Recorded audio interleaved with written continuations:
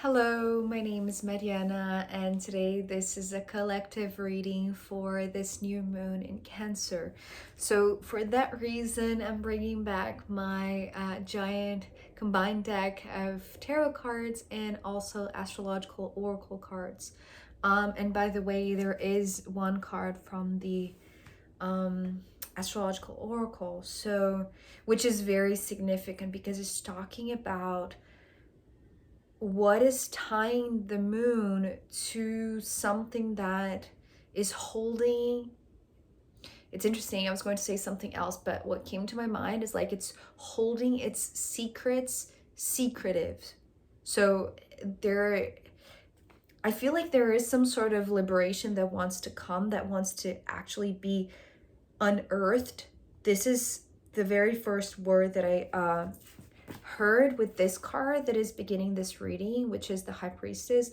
But the thing about the Highpriestess is that it was covered. I could only see the number 2 here, which is also very interesting because just staring at the cards here now that they're all here, I was understanding a little bit more about the significance of this number 2, more so than just the traditional meaning of the High Priestess, which in itself is already very powerful. It's bringing up this feminine intuition to the foreground. But there's something about the unearthing of this process that needs to be very subtle. And when I saw this number 2, what I saw, because we are in a new moon in Cancer, and Cancer is the crab, what I saw with this number 2 were 2 eyes, right? It's like the way that the crab is, analyzing the surroundings to see if it's safe to leave its it's interesting, the word that is coming through is cage, but it's not necessarily cage, right? Just it's reclusive, protective space. However you understand that. And it's interesting because there is the card that symbolizes protection, right? To me, which is the Tower, which is in the same alignment. And it's very different, the meaning that is coming with this card, because it's talking about going up, not going down from the Tower. So I feel like this is all very symbolic, but there is something that wants to be unearthed in terms of intuitive nudge, in terms of power of the feminine, but it starts in a subtle way. It's almost like something starting to sprout. And I know that this is, the sowing period, because we are in a new moon, so nothing really is being seen. So it's like the true power is still hidden, which is also tying to this Lilith card that I'm going to talk about in a second. But the true power is here, is yet to be seen or yet to be perceived. It's like what we can sense, it's just this small glimpse of something that is just it's almost like, because I'm getting again this image of the eyes of the crab. It's like we start to perceive it when we lock eyes into it, or it's like we're looking at what is looking back at us. I don't know if that makes sense. It's like we are only perceiving the power of the High Priestess once we're looking in the same direction that this is looking towards us. So unless this High Priestess is looking at us, because it's still hidden, it's like we're not going to be able to feel its power. And I feel like this starts very small, because we have the Page of Pentacles. So, and again, tying back to the sowing of the seeds, which is this message of the new moon, this is the perfect phase for us to sow intentions, to plant the seeds. And whenever I see the page, I think of something that is just at the beginning stages. And being the Page of Pentacles, it's like this page is holding the seed of intention. But the seed of intention is like, it's almost like the potential is still It hasn't been revealed, it hasn't been felt, or it hasn't been seen. That's the thing, it hasn't been seen. Because you see here how, let me see if I'll be able to show you what I'm seeing. But if you were to imagine these two sides of the symbol of the High Priestess together, they would form this page hat. It would be this. But because there is something coming from within so powerful that is breaking through, it's almost like it's going to break through innocence. It's not breaking innocence. It's like it's breaking through innocence. I don't know exactly what that means, but it's like it's not going to corrupt the innocence of the page. It almost like it has to come through the innocence of the page. That is the true potential of the High Priestess that is being locked in this seed. And it has to happen in a space where there is a lot of love. It's like it's like the nourishing ingredients. That is what is going to make this unearthing happen. This is the fertile soil for this High Priestess to start sprouting, to start looking us in the face. And when we perceive that there is something looking at us, it's like we're going to be drawn, or that's the thing. It's like, yes, it's going to draw us toward it because it's like it's very loving, with the 10 of Cups coming next. It is something that is very loving, but there is a little bit of hesitancy because of lack of experience, or because of lack of perception, right? Because we're not yet able to see the full spectrum of the High Priestess.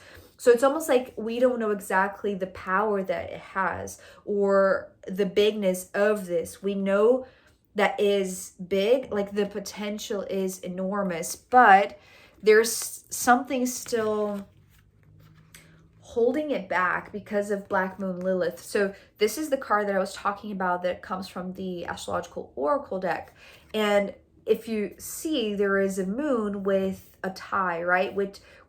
It's a cross, but the way that I was seeing this Black Moon Lilith, not only because of the meaning of Black Moon Lilith that talks about everything that it's in the shadows, right? So if we think of the moon, especially the moon being the ruler of Cancer, which is where this new moon is happening, it's like it's every sort of known emotion or familiar emotion, things that we feel, that we know how it feels like to be going through that motion. But things that are being touched by Lilith, it's like these are more unknown, these are more mysterious, again, these are more secretive. So the secrets that are still to be revealed, that haven't been perceived or sensed in a way that is much more emotional, or much more it's like it needs to be heartfelt. That is the reason why I feel like this 10 of Cups came before the Black Moon Lilith.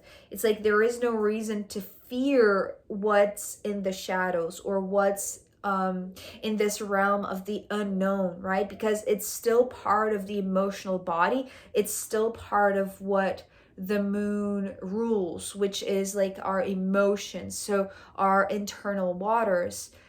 But it's almost like there is a clear passage. When we feel like there is love, that's when we know that there is a way to go through this. And so that's also why it has to happen, like the breakthrough has to happen through the innocence, not breaking away the innocence or corrupting it in any way, but going through it. It's almost like it's a way to guarantee that it's going to be it's like it's going to because the way that I'm seeing these two, it's like this is an earlier version of the High Priestess. The High Priestess is like the highest potential of innocence, of a being that hasn't lost its innocence but knows its true power. So, but before that is unearthed, this being, us, we, you, has to have the courage and also the sensitivity to follow where the love leads us. Because the Ten of Cups talks about family, and there might be things that you didn't know about your family, that it's because the way that I'm seeing these two, it's almost like your innocence was protecting you from knowing things that would tie you in a negative way, and that's not what wants to be focused. It's like, so in a sense, preserving this innocence is exactly what this High Priestess wants, because it's like the High Priestess is going to be born through the innocence, through, it's almost like repairing innocence, or what we understand by innocence, right? So perhaps it's like just the this free spirit, this childlike, very innocent, spontaneous way of being and perceiving. That's what allows us to see the eyes that are looking at us, right? Without fearing what is below ground, or what is still tied to something that hasn't been revealed, right? Because these two are talking about family ties. So I'm trying to feel into these family ties, because they are related to the secrets, or to the mysteries, or to the unknowns, the things that are still in the shadows. But the thing about, because the strength of this cross underneath this moon is, it's almost like it's acting as an anchor, and everything wants to pull this up, right? It's like, so the love also wants to pull this up, but sometimes it's almost like family ties can become very dense, or very attached, right? Like an attachment. Instead of encouraging to fly, because the Two of Swords is talking about this movement up and up here along this tower. So let me see if I can explain this in a way that makes sense.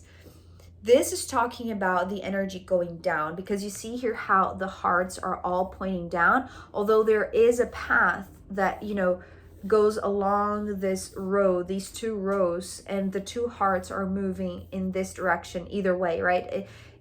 It's about the flow. It's not necessarily about the direction, although yes, when I saw the Lilith card, this was talking about something pulling down, right? Instead of bringing up, or just encouraging this upward motion. And I feel like this has to do with the courage of, instead of fleeing, because if we think of the traditional tower, the tower is crumbling down. So the first instinct is to go down, right? Is to go down the stairs and, you know, just run away from this crumbling tower. But what this Two of Swords is talking about is that the way out, in a sense, perhaps from these secretive family ties that are denser instead of loving and encouraging, right? Because that's part of what is still unknown, is that even the most attached, or those denser family relationships that could be an anchor instead of some sort of safe harbor, right? It's like the distinction of something that protects you, which is the meaning for me for this tower. The tower to me typically talks about where you feel the most protected, where you feel safe, right? Inside these walls, there is no danger. You know that you can trust that here you are safe. But the thing about this safety, or the apparent safety and protection, it can be very, well, too grounding. And that's the thing. The High Priestess wants to be unearthed, but it wants to go up. So it needs to go up from the density. And the density could be just, you know, you could have like this wonderful family, but this family is so tight together, right? It's like such a close bond that it doesn't allow you to breathe. And that's the thing about this Two of Swords. It wants to breathe. It needs to go up this tower, right? Where it's like it's open air, right? There is no blockage, there is no restriction. It's like it's only open air. And this is very symbolic, especially to me personally, because where I live, where I am exactly here in my room, I call my room my own tower because it's on the top floor of where I live. So this is the place in the house where I feel the freer, where I am free to breathe this open air. And so that's the reason why I feel like instead of going down, because it's almost like if you go down, then you're going to feel denser and denser and denser. It's almost like instead of freeing the moon, or because Lilith also talks about freedom and liberation, especially of hidden desires. So maybe this is what this High Priestess is talking about also. It's like its full potential includes, things that, perhaps because of shame, because of guilt, because of fear, we wouldn't admit that we do feel, we do desire in ourselves. And so there is a lot of intensity that comes with the unearthing of this High Priestess, but because there are things that are it's so tricky here, because at the same time that this Ten of Cups provides a lot of love, it's like there is such a fine line between love and protection and restriction, and something that prevents you from growing and breathing freely. So going up, it's almost like this liberation. It's this motion that needs to happen for whatever needs to be seen or revealed can be revealed and unearthed.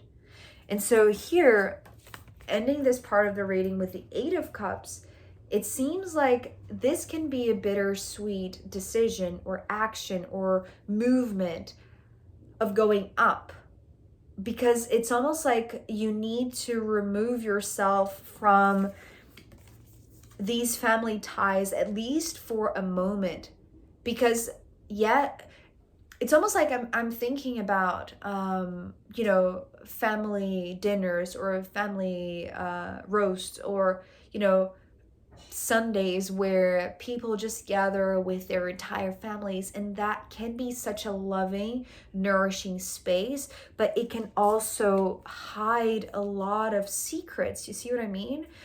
Because it's almost like everybody wants to be very pleasing and entertaining and happy and loving to one another, that these very raw desires are kept under the radar, right? They're not spoken of. But I feel like it's almost like maybe you in your innocence, right? Because it's through that this High Priestess is going to be unearthed.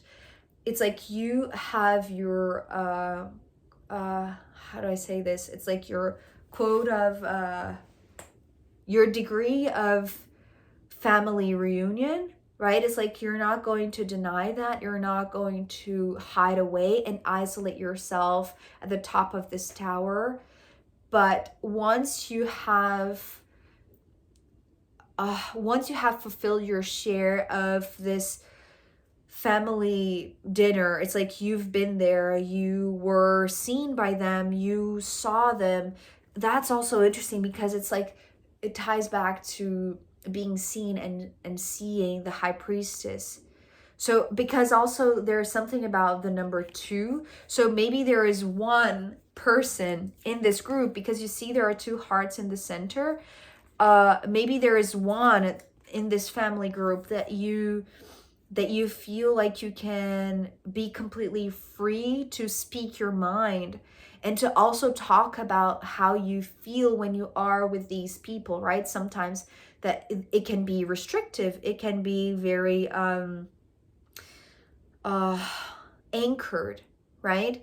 So sometimes it can be blocking your own instincts. So And because here we also have 2 swords and two cups here, 2 hearts, and then it closes, right? The portal closes, because here it's like there maybe among this family, among this group, it's like you feel like you're like, this is one person that you can trust, maybe to share these things, these feelings. And once you're up there, once both of you have, you know, separated from the rest of the family, from the rest of the group, this is when the others are blocked from this very intimate conversation. And it's very beautiful, because it's not even a conversation. It's, although the 2 of swords, well, swords, the sword suit can talk about communication, because it's the 2, it's almost like a non-verbal communication. You know, when you're having like this very intimate connection with somebody, that you can share a moment of silence that can be as complex and as beautiful and as nourishing as if you were talking about everything, right? So it's almost like a moment of telepathy, but through this breathing opportunity when you're up in this tower. And it's like the rest, it's almost like you know, when we think about dense particles that, you know, are in the water, and then they all settle to the bottom of the cup. This is how I'm sensing this tower. It's like everything that is dense about this family, or the family ties, is like it's down at the bottom of the tower. But going up, it liberates you from the density and from maybe the secrets, right? It's like up here, you're blocked from the density of everything that is involved here. But they allow, it's like, that's the thing. It's like being there is exactly this fertile soil for the high priestess to be born, for the high priestess to be unearthed. I hope this makes sense. So there is a clear distinction, and it's like it starts with you, right? Because it's happening to you. Although these 2 eyes, it's almost like it's happening to another, but then seeing that or witnessing that and going to a very secluded place where you know that you can breathe and you can be with this person fully, with no restrictions or shame or whatever has been, you know, hiding here. It's like you're seeing their progress, and at the same time that is liberating your own high priestess to be birthed as well. So yeah, that was a lot more than I was expecting. I am going to pull more cards to see where this wants to go, as well as the astrological runes in the extended reading. So if you want to join me there, I'll be very happy to see you. You can find the link down below. If not, I'll see you next time, and I wish you a very happy new moon in Cancer. Okay, bye.